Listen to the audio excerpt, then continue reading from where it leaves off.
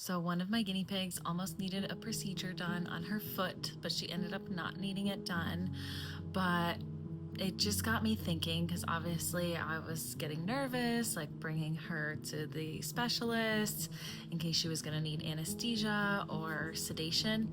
And of course I was like freaking out because that's what I do with my own pet. So I totally get like owners freaking out when their pet might need sedation or anesthesia. It can be really like this scary feeling, but it did get me thinking about how I do have a lot of owners that give me a lot of pushback about sedation and anesthesia, and even, or mainly mostly sedation, because sometimes it's a procedure that's like not really optional, but kind of optional, or, to get us more information or whatever.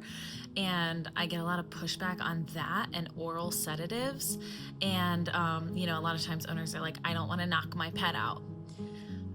And then, it got me thinking, like, if my guinea pig needed this procedure, I was like, what if it was done awake? Like, it would be so much more painful and traumatic for her. And, like, even though anesthesia scares me a little bit, for her, she would feel so much better being anesthetized or sedated. And sometimes as owners, we have to take a step back from ourselves, even though it's scary, and think about like what's best for our pet and what's going to be the least stressful and least painful for them. And sedation is a really great tool for that. Obviously, we have to take precautions and take health concerns into account. And every patient is different, and every anesthesia or sedation plan should be tailored to that specific patient.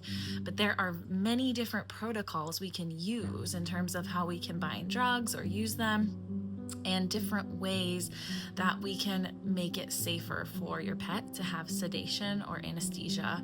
But it just got me thinking, and then I get a lot of pushback too when I recommend oral sedatives like gabapentin and trazodone for vet visits.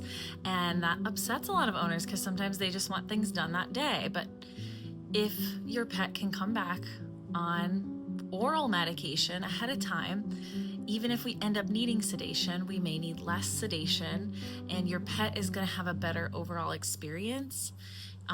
There's so many times when I send a pet home, have them come back on gabapentin or trazodone, and they do so much better, or both, and they do so much better, and we can do so much more with them, and it's a better experience for them. So anyways, this all just got me thinking about like, yes, it's scary sometimes, but if you work with your vet and come up with a safe plan, then a lot of times it's a lot less stressful for your pet, and these are really good tools we have at our disposal so that we can do more with pets in a less painful and a